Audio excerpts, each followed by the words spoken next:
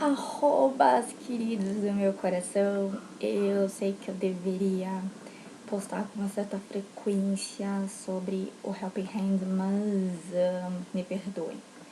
Eu sou muito zoada nisso, vocês sabem.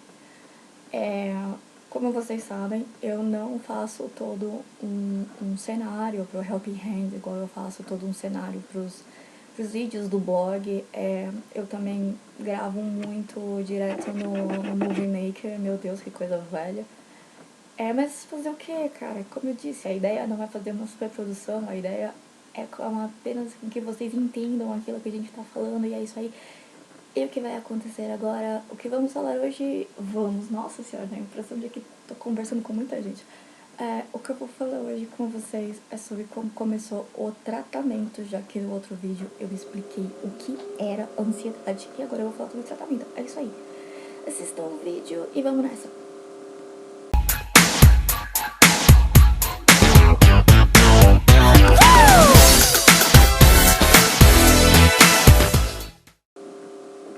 Então, tô aqui com o Haroldo.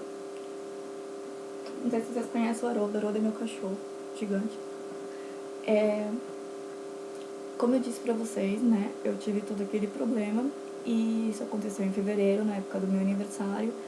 Eu fiz 1000 exames, etc, etc, etc, e eu não tinha a menor noção do que estava acontecendo até que eu resolvi ir ao psiquiatra. Ok, então vamos começar a partir daí pra eu contar sobre o tratamento. Bom, eu fui ao psiquiatra indicado por uma pessoa no prédio que eu morava, que era uma psiquiatra conhecida dela.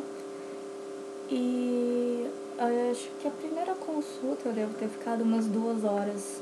Eu entrei junto com a minha mãe, porque a minha mãe não queria me deixar sozinha.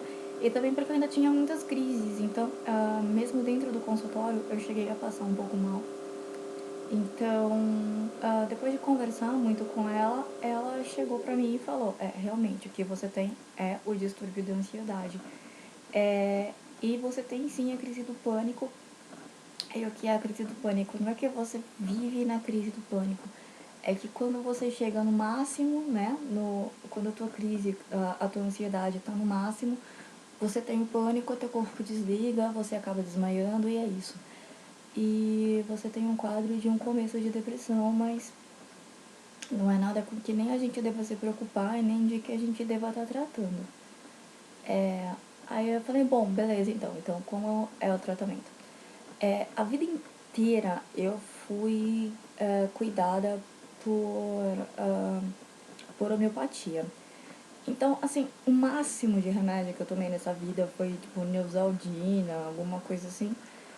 Então, eu imaginei que eu ia ficar muito zoada com esses remédios fortíssimos, tarja preta ou tarja vermelha de controlados, né? Ela foi muito legal e, sabendo disso, ela receitou um remédio que, se eu não me engano, chama Lexapro. E ele era em gotas. E ela falou assim, você vai ter que chegar no nível de 10 gotas. Só que é capaz de você ter quase todos os efeitos colaterais do remédio. Então, a gente vai aumentando aos poucos a sua dose. Você vai começar com apenas 4 gotas, você vai ficar 2 semanas com 4 gotas, e aí você pula para 5 gotas, aí você pula para 6, você pula para 7. Então, o começo do tratamento, ele foi bem demorado, porque eu demorei para chegar até o nível que eu tinha que chegar das tais 10 gotas, né? Eu demorei porque o meu organismo teria que se adaptar a esses componentes desse remédio. E realmente, no começo foi horrível. Eu realmente tive todos os efeitos colaterais. Eu caí também na besteira de ler a bula. E eu acho que nenhuma pessoa em nenhum momento da vida deve fazer isso, ler bula desse tipo de remédio. Porque é pedir pra você achar que tudo vai acontecer, principalmente quando tem lá no final da bula aquele negócio que 0,000000001% da população teve não sei o que. Você acha que você vai ser esse 0,00001%. É incrível, você tem certeza que você vai ser.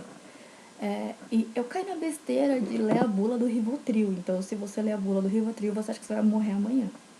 É mais ou menos isso. Por que o Rivotril? Porque, como eu já havia falado, eu ganhei, né, de presente a insônia. E ela falou que 3 gotinhas de Rivotril seriam o suficiente para eu estar dormindo. Risos. 3 gotinhas de Rivotril pra mim não fazem cócegas. Mas o Rivotril, ele é muito bom pra quando você tá na crise, pra ele baixar a adrenalina e você, né, ir conseguindo voltar e não chegar no topo. Mas aí ela acabou passando pra mim um Rivotril sublingual, que é super baixo, né, a quantidade de miligrama dele, e ele é exatamente para crise, ele não é feito para dormir, ele não é feito para nada, ele é exatamente para crise. Entrou em crise, colocou ele embaixo da língua, deixa a dica, uma maravilha. E então foi assim, né, demorou um tempo para que esse Lexapro eu chegasse até as 10 gotas. E aí, né, você se sente a melhor pessoa do mundo, porque de repente a tontura fica completamente estabilizada, você consegue andar normalmente, você consegue fazer as coisas normalmente, né? Mas, mas com o tempo do tratamento, você vai sentindo que às vezes esse remédio não combina mais com você, sabe? E eu acabei também não me dando mais muito bem com essa psiquiatra. Procurei outro psiquiatra e ele disse que ele poderia estar dando o Pristic pra mim, que a dose do o Pristic é comprimido e que a dose do Pristic era mais ou menos a mesma dose das 10 gotas do Lexapro. Então eu poderia, né, não tá tomando mais aquele negócio ruim pra caramba, que 10 gotas, você já sentiu aquele puta gosto, né? E poderia estar tomando já um comprimido de 100 mg. Só que ele falou que na verdade eu poderia estar tomando 150 mg, que não era pra eu ficar preocupada. Porque é como se esse fosse aquele remédio pra te ligar, sabe? E ele é o remédio que tira principalmente os maiores problemas que você sente, que é aquela taquicardia, aquela. Eu adoro o celular apitando do nada, eu assusto. A taquicardia, a dor, né, aqui, aquela falta de ar, a tontura, o tremor da perna, enfim, todas essas coisas ele tira. Então, ele disse que não era muito errado se eu pensasse em tomar 150 mg. E aí, depois, com o tempo, se eu achasse que eu pudesse baixar pra 100, eu baixava. Mas a gente sempre fica meio assim, né? Tipo, muito remédio e tal. E eu acabei tomando. Acabei ficando com 100. Depois de um tempo, eu acabei subindo pra 150, porque eu achei que eu realmente me dei melhor com 150 mg dele do que com 100. Ele não existe em 150, então eu tomava dois, né? Eu tomava um de 100 e um de 50, que são as duas caixinhas existentes. E aí ele me passou um remédio mesmo tarja preta pra dormir, chamado Stilnox CR. Cara, é outro remédio que eu caí na besteira de ler a bula. Gente, procurem aí bula de Stilnox e vocês vão ver a maravilha que é esse remédio. Na própria bula fala que não é pra você tomar por muito tempo. O tarja preta é super difícil de achar. É super difícil de achar. Mas é aquele remédio assim que você tomou 5 minutos depois você dormiu. Então, tipo, os 5 meses que eu achei esse remédio e eu consegui tomar foram 5 meses mais felizes esse tratamento todo porque eu dormia. Era aquela coisa assim, tomou, virou pro lado, dei boa noite pra minha mãe dormir. Mas aí eu não achava mais o tarja preta, só achava o tarja vermelha. E o tarja vermelha, ele até que no começo fazia. E só que aí é aquela coisa, eles pedem para que a gente não tome muito tempo esse remédio. Eu tomei por mais ou menos um ano e pouco, e depois eu parei, por conta própria. eu acabei parando porque é uma coisa mesmo que é um remédio que eles pedem para que você não tome, que você não vicie, etc, etc. Eu diminui muito o Rivotril, eu parei de tomar Rivotril em crise porque eu descobri um remédio natural chamado Ansiodoro, que ele é da Veleda, e ele vende, eu não sei se é na Droga Raia ou na Drogazil, eu acho que é na Droga Raia, ou na São Paulo também, não, é na Droga Raia, acho que é na Droga Raia. Ele vende sem receita, sem nada, ele chama Ansiodoro, e ele é totalmente natural. Você pode tomar um dele, dali a 15 minutos você toma outro, e é naquele momento que você está começando a ter crise. Então, eu vivo com esse remédio pra cima e pra baixo. Outra coisa que ajuda muito é a água. Sim, água. Eu vivo com água gelada quando eu saio de casa, porque é muito bom tomar água nessa hora. Eu não sei porquê, mas a água acalma. Você aprende também algumas técnicas de respiração. Aprendam essas técnicas, coloquem no YouTube. Eu vou ver se eu consigo também depois dar uma ensinada pra vocês em técnicas de respiração, que isso ajuda muito a te acalmar, a tirar um pouco, né, dessa ansiedade. Então, se você consegue juntar a tua respiração correta com a água, com o remédio natural, você consegue evitar de tomar o tarja preta, né? Você consegue evitar o Rivotril. Pra quem não sabe, Rivotril é clonazepam, né? E você consegue evitar de estar tomando algo que é tão nocivo, né? E o único problema que eu continuo tendo é pra dormir. Porque como eu tirei o Stilnox, que é Zolpidem. O ativo dele é o Zolpidem. Então, como eu tirei o Stilnox, eu não dormi mais.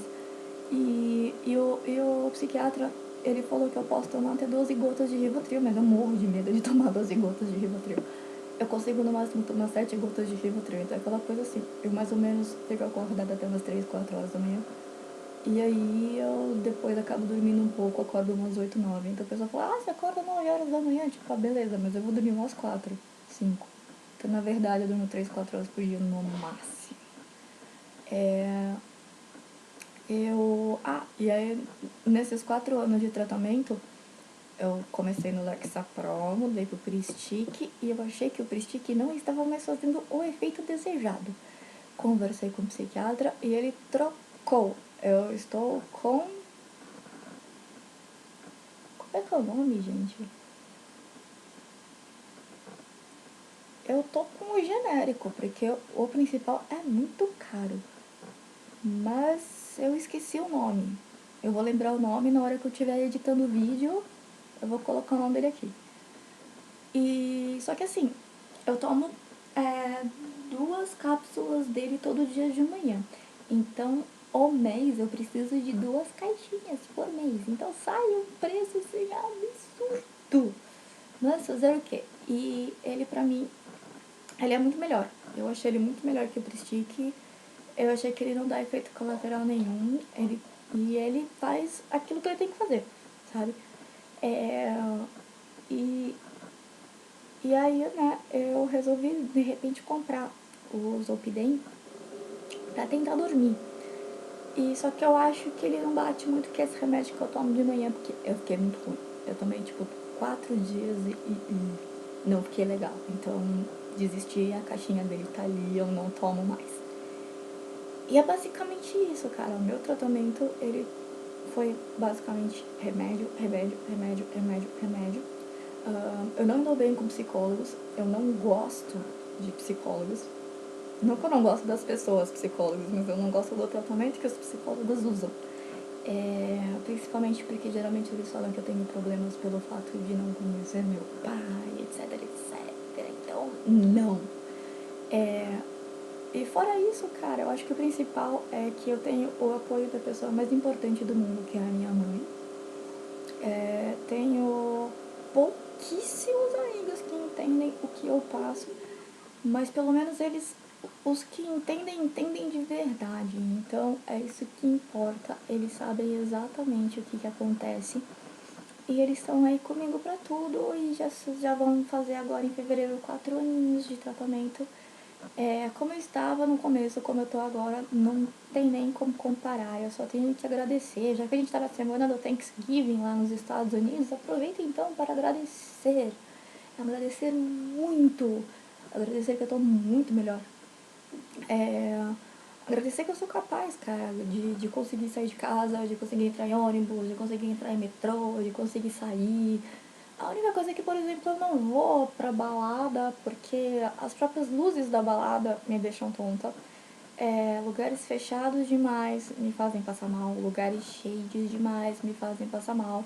Então, por exemplo, se eu for ter que pegar ônibus, jamais eu posso pensar em pegar ônibus em horário de pico.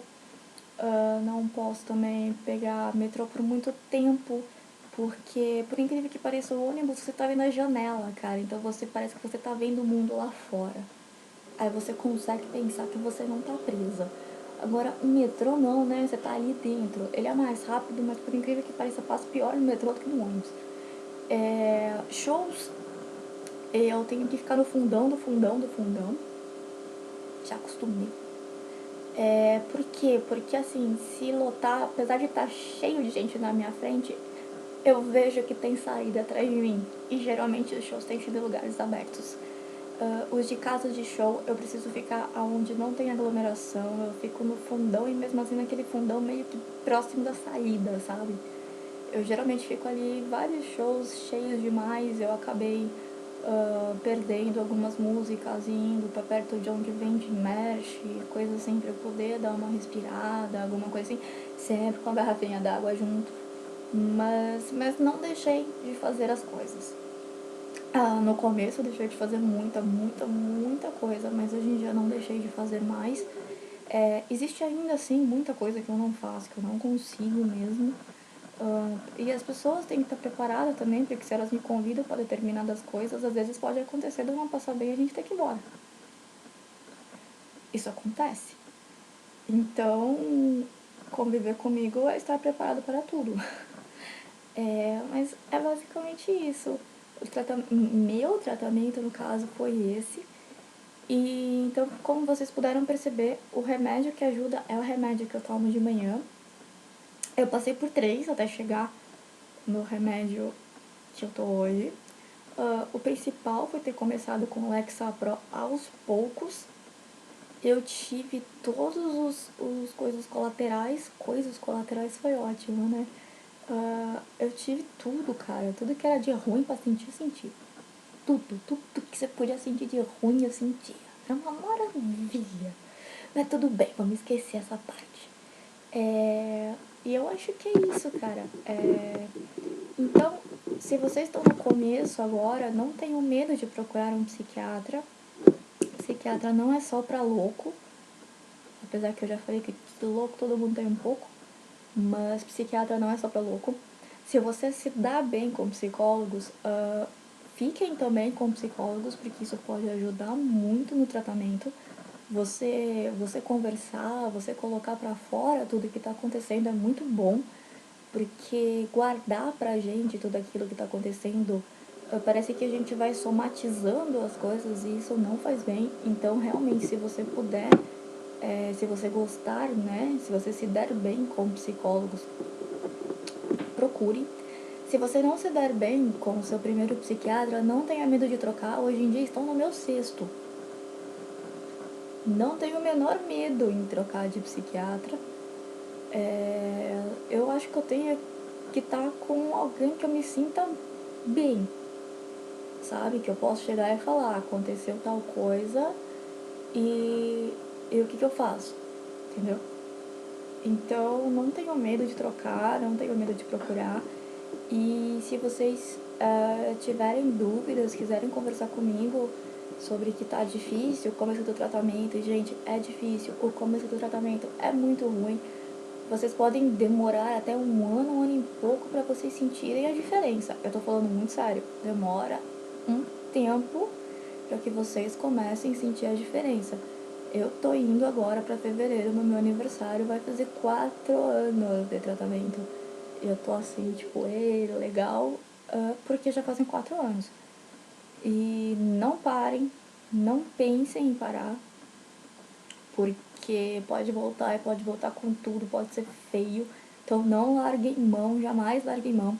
Se vocês conhecem alguém, tenham paciência com essa pessoa, tenham muita paciência com essa pessoa. E ajudem muito. E eu acho que é basicamente isso, cara. Sobre o tratamento é isso. Se vocês tiverem dúvidas, podem me perguntar.